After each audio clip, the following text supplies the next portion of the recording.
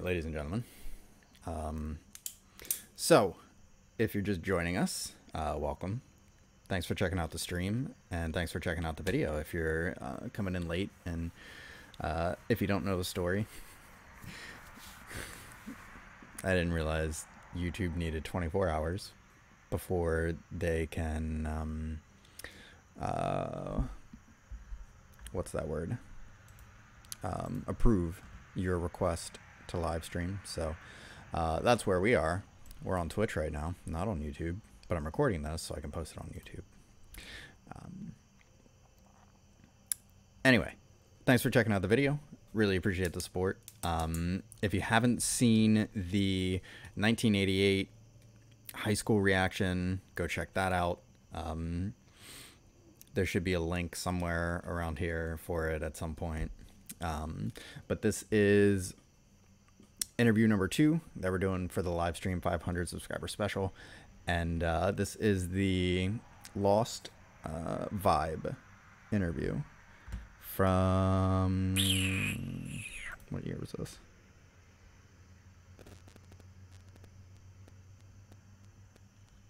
I'm not sure what year this interview was.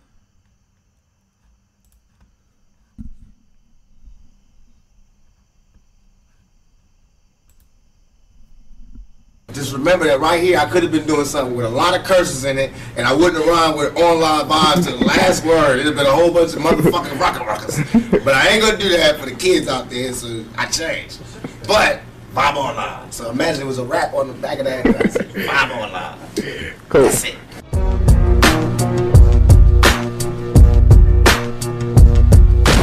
Where do you see yourself in 20 years from now? If God give me breath for 20 more years, I see myself changing the world, because my thought patterns are so opposite of what's the norm.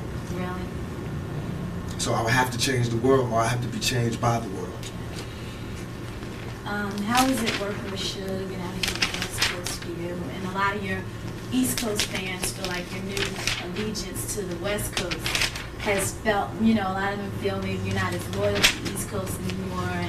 That's so nonsense. Poppycock. Because this is not a new allegiance to the West Coast. I've been on the West Coast all this time. It's just because some people, not all, right, some people on the East Coast be on their dick so hard that they never heard me say that I'm living on the West Coast. Right. It's just that by me keeping it real, I always said where I came from. I always gave New York their props. On Me Against the World, I took a whole song to give it up. So now on the next album, when I want to give it up from my home, where I'm at, everybody got a problem? Why didn't I have no problem with Biggie saying Brooklyn in the house every fucking show he do? Why didn't I have a problem with Bronx and Boom? They just did a Sprite commercial off The Bridge and KRS. Why is it not hip-hop when I do it? Well, I mean, goddamn. Why is it suddenly a nigga tripping when I do it? Why everybody else could have a war, have beef within the music, talk about differences, and it's okay, it's music, it's hip-hop, it's groundbreaking. When I do it, it's war. And that's all I'm doing. All I'm doing is saying I'm tired of you talking about where you from. And if that's what we're going to do now, because we was doing it like hip-hop was one nation. And I have proof to say what I was doing. I did more for the East Coast than the East Coast did. I put more guns in East Coast niggas' hands than East Coast niggas did when they came out here. I put them niggas on the more weed gates and weed spots and safe havens and safe spots than the East Coast did. I put more rappers on than they did. I gave Biggie his first shows. I was the one that I was that bridge that niggas used to walk on to get over here. I explained it. I'm the one that told you. I'm why all these niggas run around with a gangbanger on their payroll now. Is there still a beef going on with you and Biggie? It was never a beef. It's only a difference in opinion. Right. To me, if I like my homeboy Suge gave me the best advice I could ever give from anybody. He said, when people ask him if he's beefing with Bad Boy, with Puffy, he says like me going to a playground and picking on a little kid. Right. That's like me being mad at my little brother because he getting cash now. No, I'm not mad at that. I'm just mad at my little brother when he don't respect me. Yeah. Now when you don't respect me, I'm gonna spank your ass. I don't give a fuck how rich you got on the block. I'm your big brother. I will break your big ass down. And that's my only point. And I feel as though he wronged me. You got out of hand and you're wrong, but you got seduced by the power, not because he's an evil person, but because money is evil if it's not handled right. If you lose your composure, you can do anything.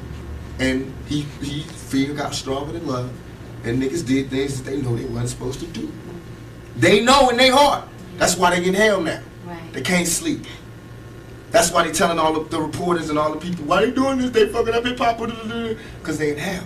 They can't make money. They can't go anywhere. They can't look at themselves because they know the prodigal son has returned. I'm alive. The ghost is walking around. You know what I mean? And I'm alive talking. In jail, I didn't talk. I made peace. Now, everybody that thinks that I disrespected or I love my East Coast fans. I'm from there. I'm eating New York pizza. I drive New York Jeeps. Want to hear New York. But I'm saying, let's keep it real for a second. If you have the love of music that you are, study. Go back and study. Study how Party and Bullshit was me before I met Biggie. You don't hear my style in this rap. Study how after I met Biggie, Ready to Die come out, his whole style changed. Study. Study why I would be mad. Study why I would be mad when half of the major New York rappers, or they managers, or they agents, or they somebody was there when I got shot, and nobody couldn't give me no information. Just study that. Study how when Wu-Tang got their chain snatched at 6'6" Deuce, I not only found who did it, but gave them the message that if they want to see the niggas that did it, they can see them. Man to man. Just you and them. No guns, no nothing. If you feel like that. That's all I ask for. That's all I ask for. If you're going to act like you a gangster or a G or the king of New York, I'm going to expect that. And when you don't come through, then I'm going to want to crush your empire. And that's what it's time for. Good God. So the difference is apparent, to say the least. One of the things that I wrote down was, the innocence has been wounded. And I thought about that for a second because it, like if you look at the 1988 interview, there's a lot of innocence and a lot of hope. There's a lot less of that here. But I thought about it, and I don't think it's been destroyed or killed. And so I chose wounded. Because I think a lot of the emotion is still coming from a place of hopefulness. It's still coming from a place of a desire for things to be different, things to be better, things to change. And so even though it's almost like, the physical act of being shot also had spiritual consequences. And so not just his body was wounded, but also his, his idealism and his innocence and his hope for change. And I think what's interesting, and I'll say this, I think that if his innocence and his idealism specifically had been crushed when he was shot, then he wouldn't have recovered.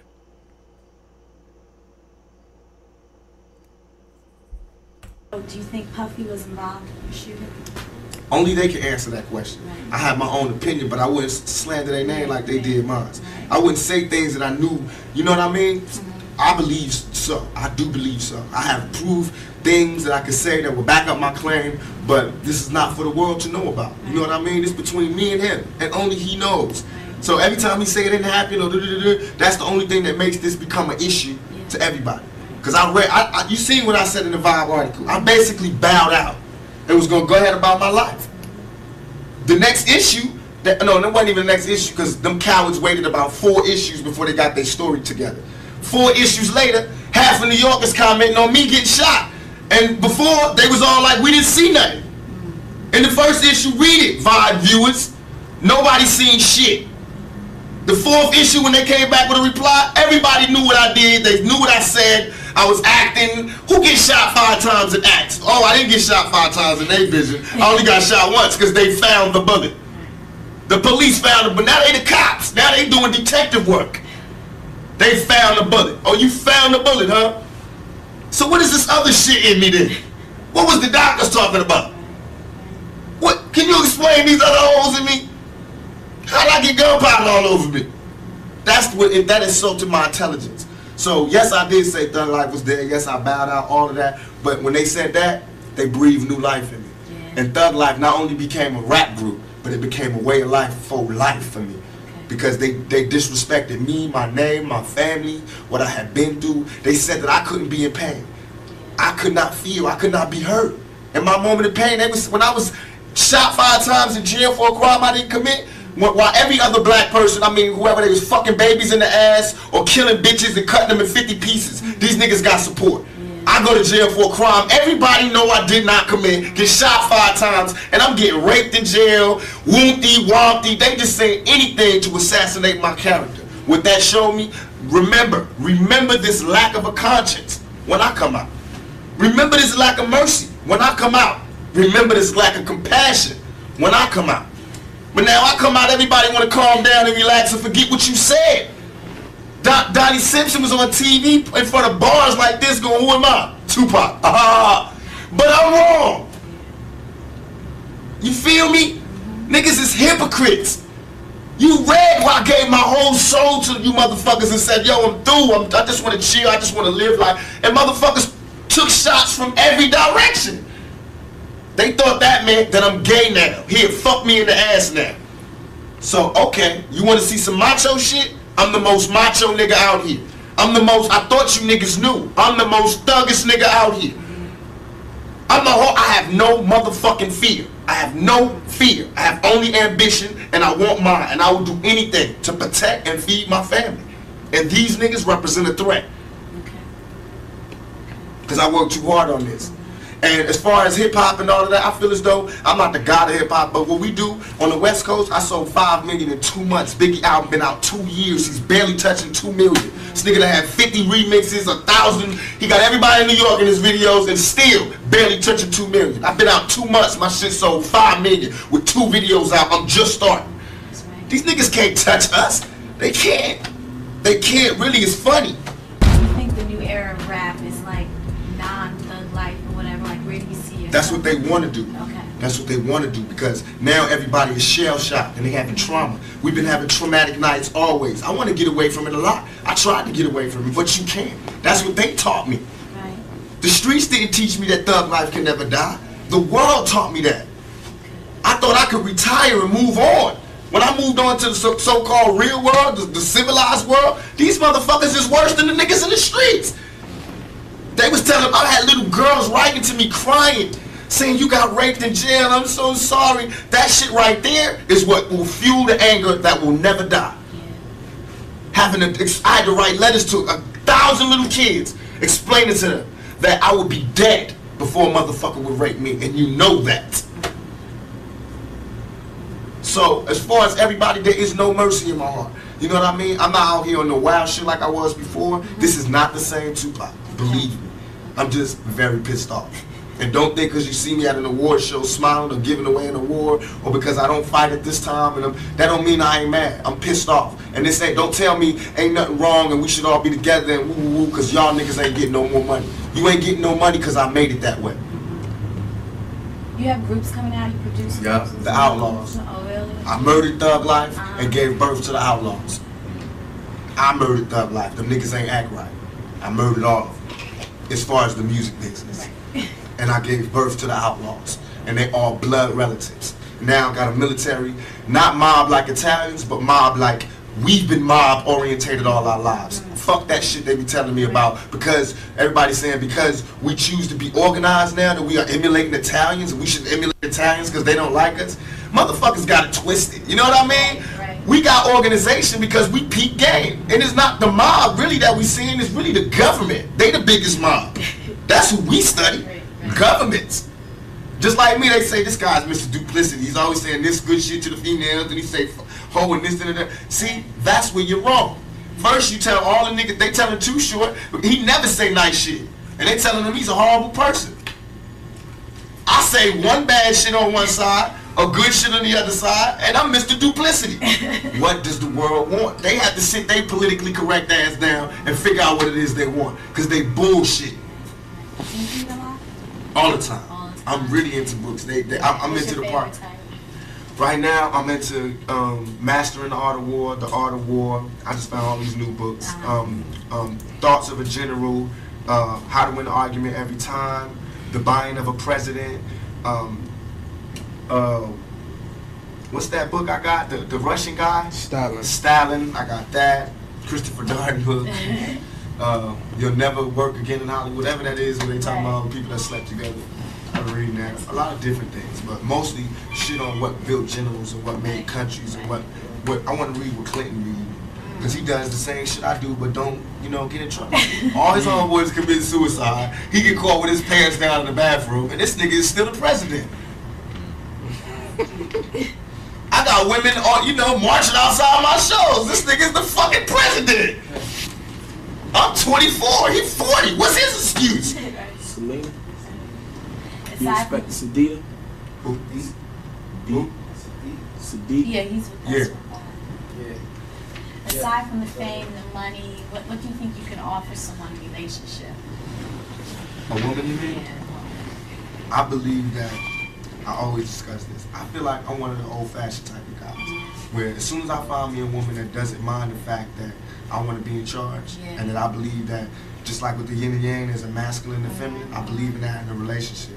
I believe that most of our problems as black people and as people in general is that we've forgotten our roles. The men have forgotten their roles as men, therefore the women have forgotten their roles. And that's where we get all this duplicity in lovemaking and duplicity in sexuality, is because we've forgotten our roles and we're willing to settle for less. Not that they're not legitimate people who really do like this side, but a lot of it right now is just this niggas ain't shit. So I want some pussy, you know what I mean? And the niggas just being like, these black bitches ain't shit and whoop, or these white bitches ain't shit and whooping. For me, I can't do that. I can't turn my love off for a woman, no matter if they send me to jail and they talk shit and they really do piss me off. But I still can't love a man. I still love women. I still get excited when they come in the room and all that. So I feel as though what I can offer is my viewpoint, who I am, and my style, my lifestyle.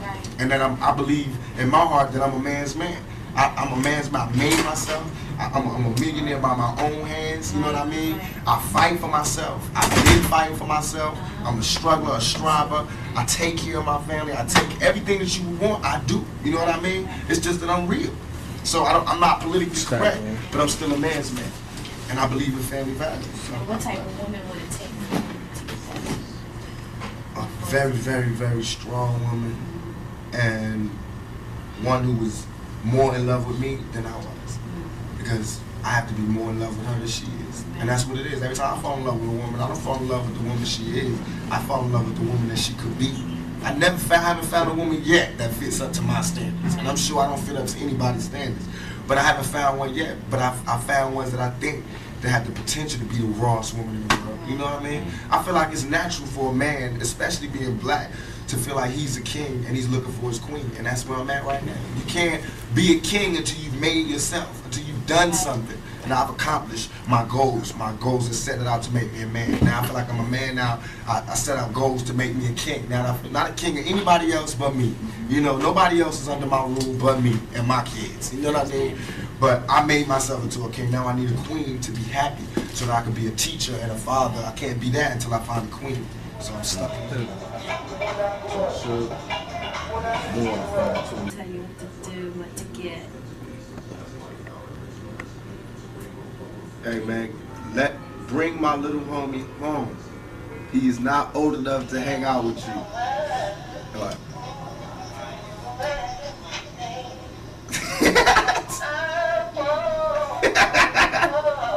I was home. I went to the gas station to wait for y'all. Y'all kept going. So then I went behind you and kept going behind you. When I came behind you, you already went to your house. When I came up to my house, what you came? Huh? At your house. Oh, you did? You ain't see me turn. You ain't see me turn. Excuse me. Sit my little homie on. Put him in the cab or something. I'm doing that at 2 o'clock. Alright? Yeah. Yeah. What? The interview? Right. Yeah. Yeah. Out here too, though. I think on 106. So, can you send a nigga home?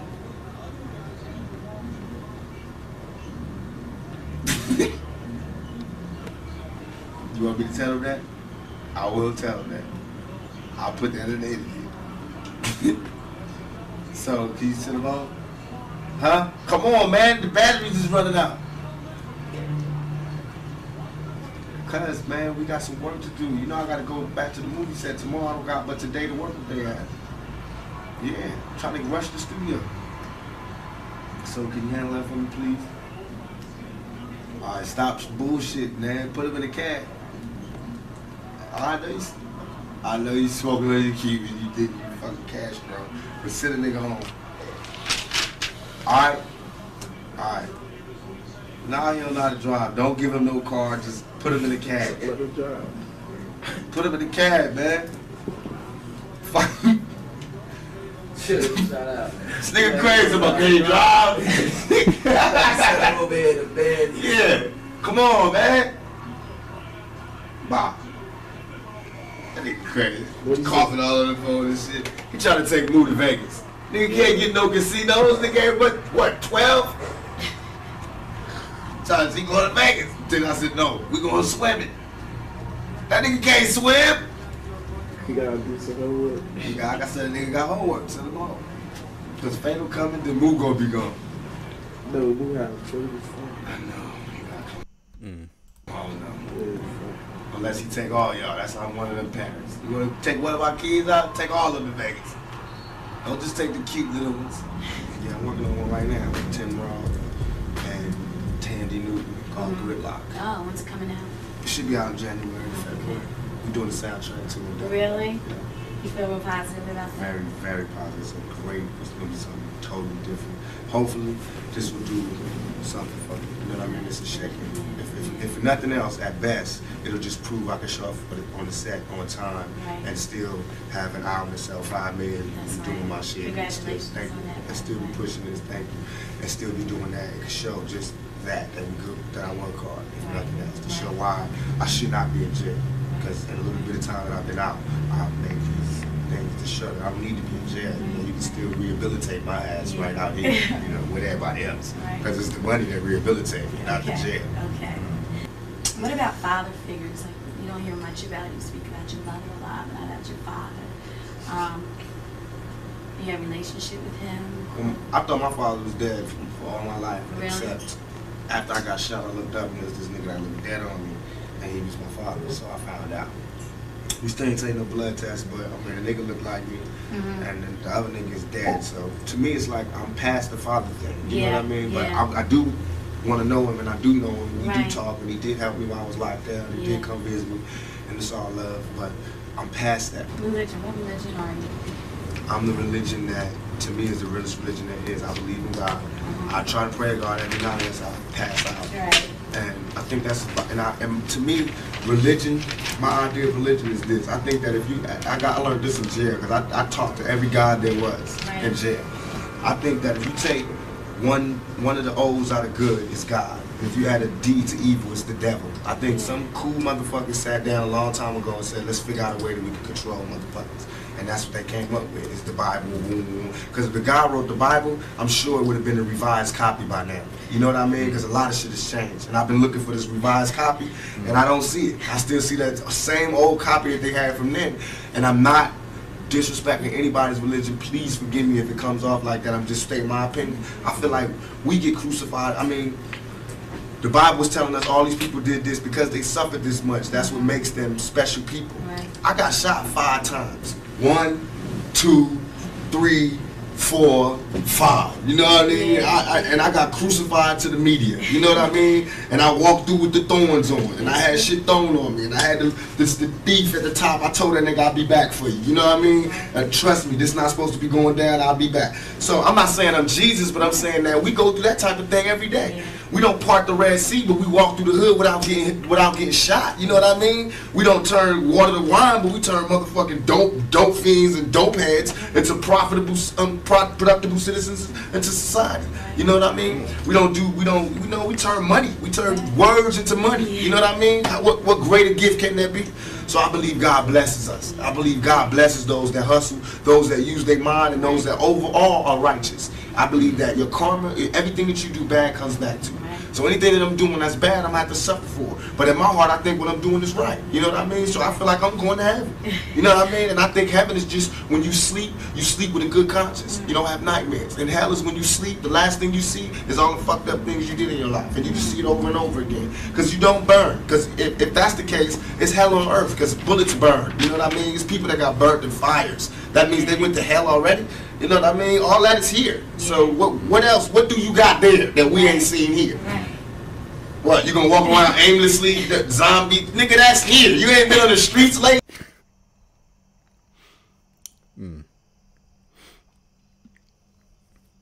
You know what I mean? What heaven is now. Look, we sitting up here, live big screen. It's heaven for the moment. You know what I mean? Hell is jail. I seen that one. Trust me, this is what's real.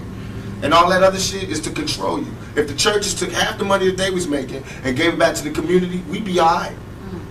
If they take half the buildings that they use to praise God and gave it to motherfuckers who need God, we'd be alright. We'd be alright. Have you seen some of these goddamn churches lately? It's ones that take up the whole block in New York.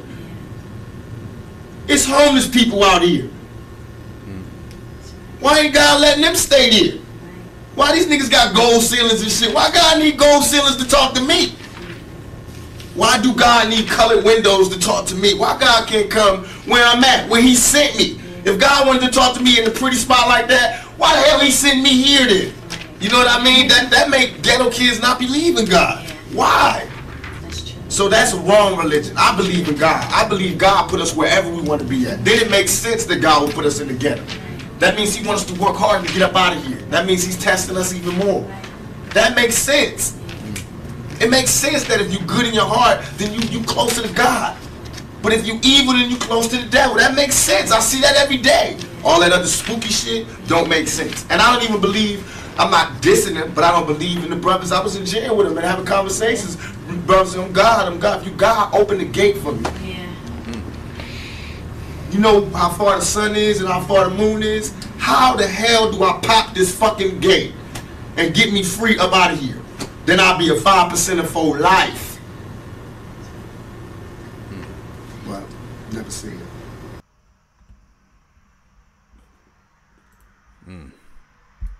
Damn. I mean, I think the just the juxtaposition between, you know, I can't say it's like almost like two different people, because it isn't. But the you know, the contrast between, you know, 17-year-old and, was he 24? 23, 24? Yeah, 24. Is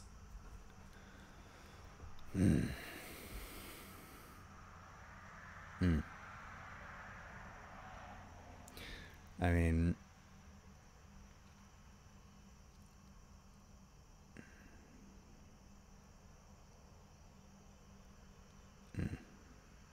so I wrote down a couple of the books that he mentioned. How to Win an Argument Every Time, and Thoughts of a General, for sure.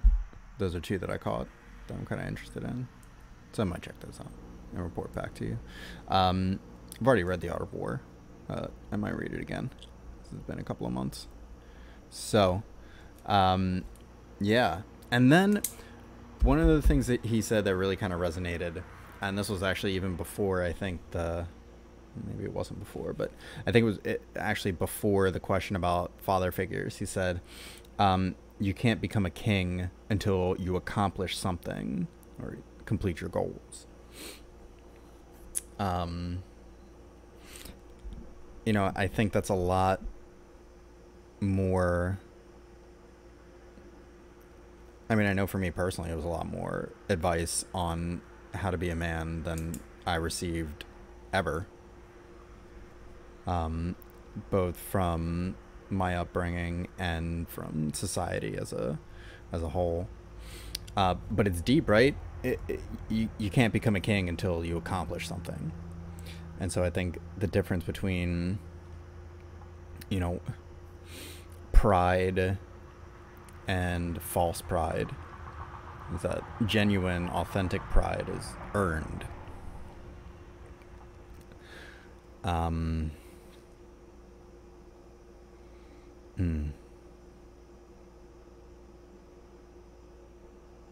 Mm.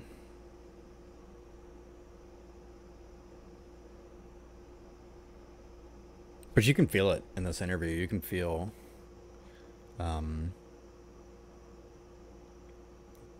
the pain, like the depth of the wound. You know, it's deeper than